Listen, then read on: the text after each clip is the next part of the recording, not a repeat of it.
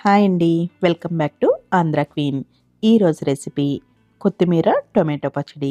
ఈ సీజన్‌లో ఫ్రెష్‌గా కొత్తిమీర ఇంకా టొమాటోలు కూడా దొరుకుతాయి కాబట్టి ఒకసారి ట్రై చేసి చూడండి. టేస్ట్ చాలా బావుంటుంది.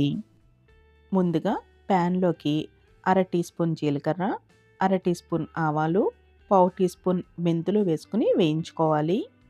మెంతులు మంచి రంగులోకి మారతాయి. అప్పుడు మంచి సువాసన కూడా వస్తుంది. ఇంకా ఆవాలు చిటపటలాడుతూ ఉంటాయి. అప్పుడు స్టవ్ ఆఫ్ చేసేసుకుని వీటిని వేరే ప్లేట్‌లోకి ట్రాన్స్‌ఫర్ చేసుకోవాలి.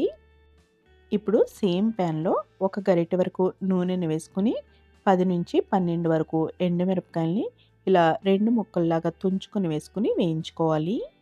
ఎండుమిరపకాయల్ని ఇలా తుంచుకొని వేయించుకుంటే లోపలున్న గింజలు కూడా చక్కగా వేగుతాయి. వేగిన ఎండుమిరపకాయల్ని తీసేసుకున్న తర్వాత దీనిలోకి నూనె చెక్ చేసుకోవాలి. నూనె లేకపోతే కొంచెం నూనె వేసుకుని 2 కప్పులు ఫ్రెష్ కొత్తిమీర వేసుకోవాలి. కొత్తిమీర పచ్చడికి కొత్తిమీర కాడలు కూడా వేసేసుకోవచ్చు. గరిటతో కలుపుకుంటూ ఉంటే కొత్తిమీర అడుగున మాడిపోకుండా ఉంటుంది. కొంచెం పచ్చి వాసన పోయేంత వరకు వేయించుకుని కొత్తిమీరని వేరే ప్లేట్‌లోకి తీసేసుకోవాలి. ఇప్పుడు ప్యాన్‌లోకి 2 టేబుల్ స్పూన్ల వరకు నూనెని వేడి చేసుకుని దీనిలోకి మీడియం సైజు 2 టొమాటోలు, ఇంకా చిన్న నిమ్మకాయ సైజు చింతపండు కూడా వేసుకుని మగ్గించుకోవాలి.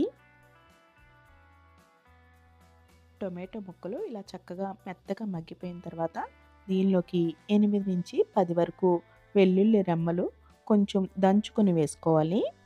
వెల్లుల్లి రెమ్మలు వేసిన వెంటనే ఇలా ఒకసారి గరిటతో కలుపుకొని స్టవ్ ఆఫ్ చేసేసుకుని చల్లారనివ్వాలి.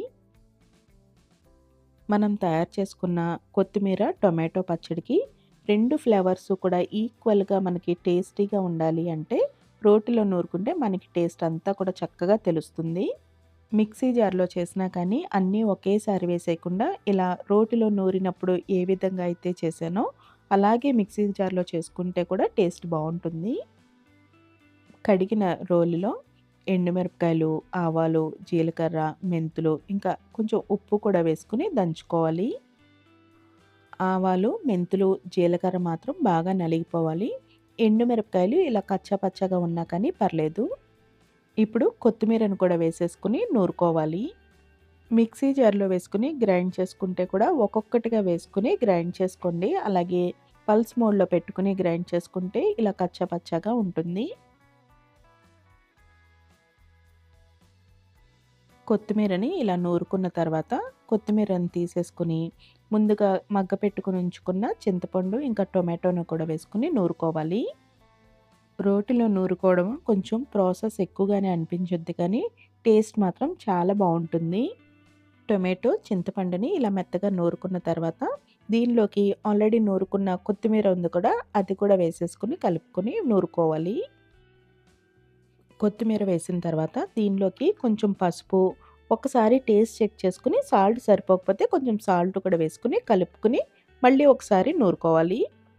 టొమాటో, కొత్తిమీర పచ్చడి రెడీ అయిపోయింది. ఇప్పుడు దీంట్లోకి ఆవాలు, ఎండుమిరపకాయలు, వెల్లుల్లి ఇంకా కరివేపాకు వేసి పోపు పెట్టుకుంటే పచ్చడి రెడీ అయిపోయినట్టే. ఈ కొత్తిమీర టొమాటో పచ్చడి అన్నంలోకి, దోసల్లోకి చాలా బావుంటుంది.